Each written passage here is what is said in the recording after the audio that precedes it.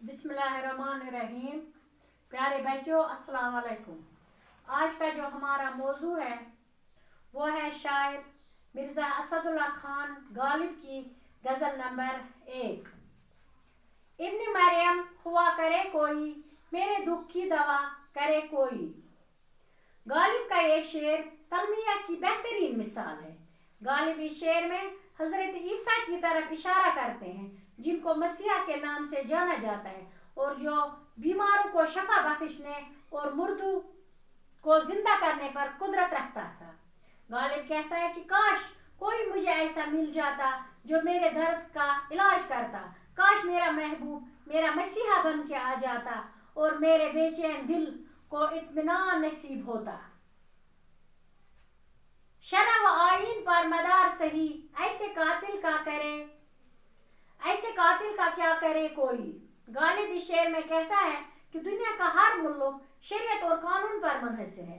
दुनिया के हर मुल्क का कानून और शरीयत कातिल को कत्ल की सजा देता है, लेकिन अब उस शख्स को सजा कैसे दी जाएगी जो बगैर तलवार के कत्ल करता है।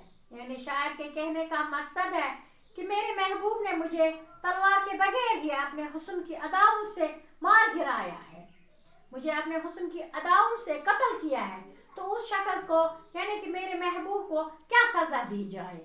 शेर नंबर 3 है, चाल जैसे कमान की तीर, दिल में ऐसे जा करे कोई।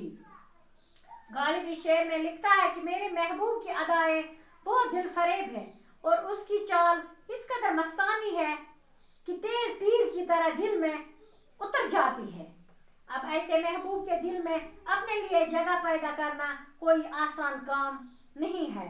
यानी मैं किस तरह से अपने महबूब के दिल में जगह बना सकूं, जबकि उसकी जो अदाएं हैं वो दिल फरेब है, वो तीर कमान की तरह है, वो इंसान को छलनी करती है अपनी अदाओं से मेरा महबूब।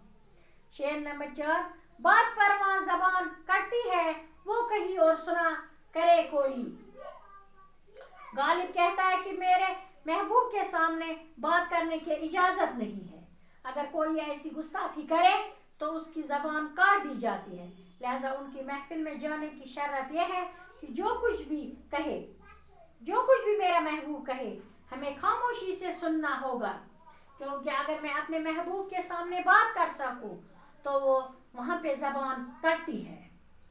शेर नंबर 5, बिक रहा हूँ जुनून में क्या किया कुछ न समझे खुदा करे कोई। इस शेर में गालिब लिखता है कि मैं दीवानगी के आलिम में न जाने क्या क्या कह रहा हूँ, क्या क्या बक रहा हूँ।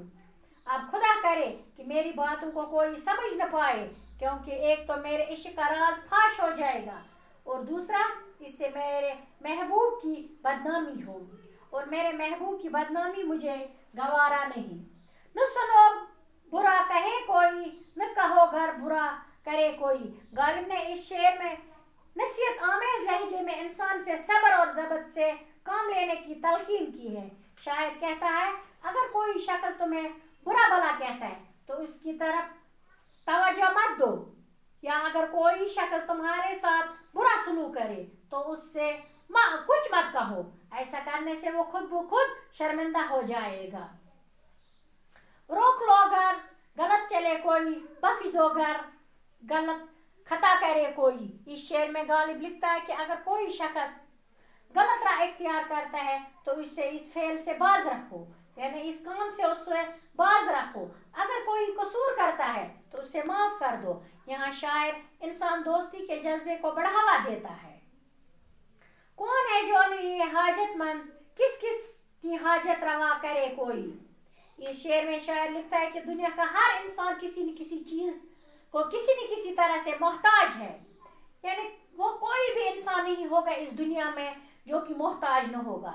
हर इंसान अपने अपने तौर पर किसी न किसी चीज का हाजतमंद है। लिहाजा अब इंसान किस किस की हाजत पूरी करेगा। क्या किया है खजर ने सिकंदर से, अब किसे रहनुमा करे कोई।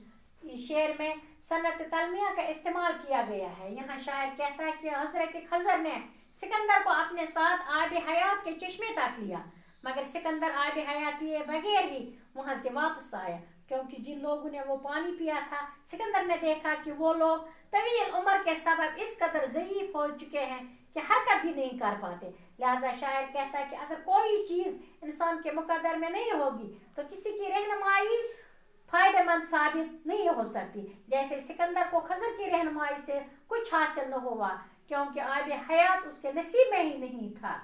جب توقع ہی اٹھ گئی غالب کیوں کسی کا گلہ کرے کوئی.